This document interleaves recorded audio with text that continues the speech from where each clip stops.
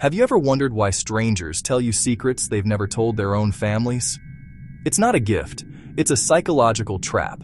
You sit there, a silent witness to a life unfolding in whispers. You see the pain in their eyes. You hear the tremor in their voice. They share things that have been locked away for years. Shame, regret, dreams that have died. You did not ask for this. You were simply there, offering a moment of stillness, a kind face in a busy world. And in that quiet space, their stories found a home inside of you. You might be in a coffee shop, on a bus, in line at the grocery store. A person you hardly know begins to speak. Their words are soft, but their meaning is heavy. You listen. You nod. Part of you feels honored, needed, like you're doing some good. This is the beginning of the problem.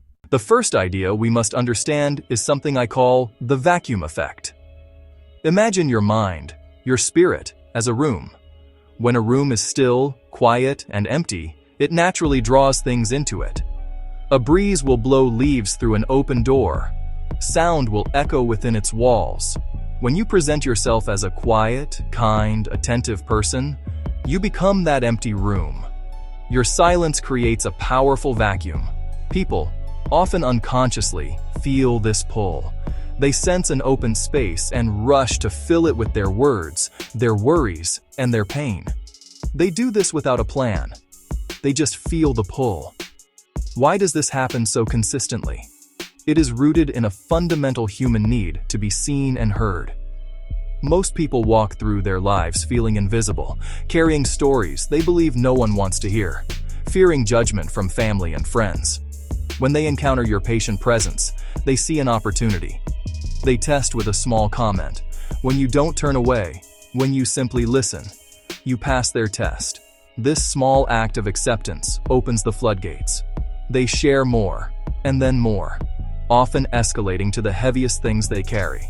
This offloading is not always a healthy exchange. Sometimes people aren't seeking connection. They're seeking a release valve, using you as an emotional trash bin. They pour out negativity, anger, sorrow, then leave feeling lighter.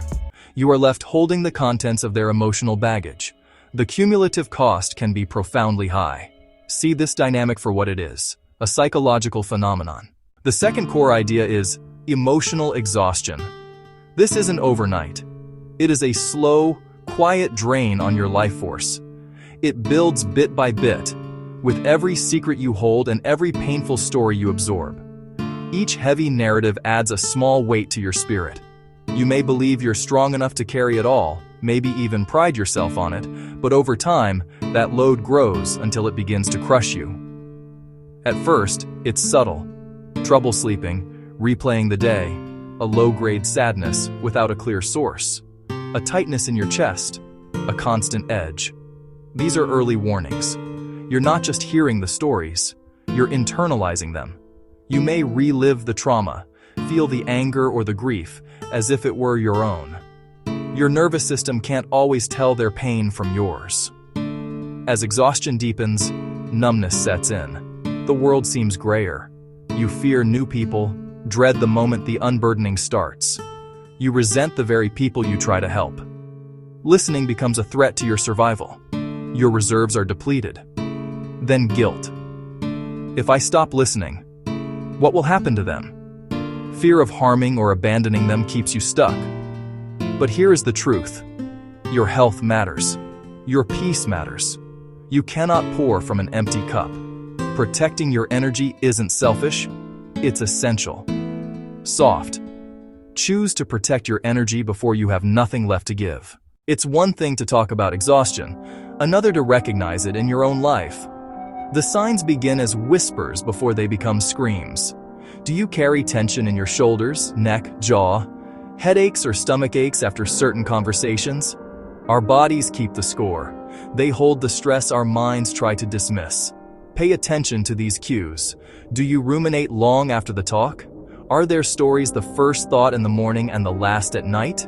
You've absorbed their issues as your own. Compassion fatigue follows. Cynicism, detachment. You hear another sad story and feel nothing. Or worse, you feel annoyed. You're not a bad person. Your empathy is overdrawn. Have you started avoiding social events, screening calls, dodging that one friend in crisis? This is self-preservation. Your spirit retreats. Your own problems feel small. You hesitate to share. It's not as bad as theirs. That road leads to isolation. Always the caregiver, never cared for. Hobbies become chores. Apathy, hopelessness creep in. Absorbing others' pain leaves little room for your happiness. You've given away so much light you sit in the dark. Recognizing these signs is the first brave step toward reclaiming your well-being. It is an act of profound self-love. Our culture celebrates the selfless listener, endlessly available, always ready to drop everything, the wise friend who absorbs pain and asks nothing in return. We see it in movies and books until we believe it's the ideal, and that boundaries are selfish, saying no is unkind, self-care is a moral failure. This is a dangerous myth. Truly selfless listening doesn't exist. Every interaction is an energy exchange. When you hold someone's trauma, you give time, focus, emotional energy. That energy is finite, a precious resource. Give without replenishing and you create a deficit. It shows up as stress, illness, burnout, costs invisible to the person you're helping. Passive receptacles can enable stuckness. Vent, relief, repeat, without moving towards solutions or professional help. They learn to lean on you instead of building resilience. Selfless listening can cripple growth. A true helper isn't a sacrifice on the altar of another's comfort. A true helper is grounded, healthy, whole, listening with compassion and wisdom. Let go of the selfless listener myth. Embrace the wise, bounded listener. Strategic boundaries. A new way to listen. Boundaries aren't walls, they're fences with gates. Clear lines that protect your energy while allowing connection. Good boundaries let you help without being harmed. They empower growth and keep you both safe. First, know your limits. How much can you listen before drain sets in? Which topics and people cost you most? Gather data without judgment. Then communicate clearly and kindly. Set time limits. You're not a 24-hour crisis line. I have about 10 minutes right now before I have to go. Shift from passive ear to active guide. Ask forward-looking questions. Nudge from venting to action. This sounds like so much to carry. I'm feeling it with you, and for my own well-being, I need to take a little break from this topic now. Use I statements. I'm starting to feel overwhelmed. I feel heavy after our talks, and I need to protect my energy. Validate and redirect. I care about you. I'm not the best person for this. Have you considered speaking with a professional? Ask, what do you want to do about this? What would one small step forward look like? Learn to say no. I'm sorry, I don't have the emotional capacity for this right now. I need time for myself today. Your energy isn't endless. There is power in changing how you listen. Move from passive receptacle to wise guide, and you change everything, for them and for you.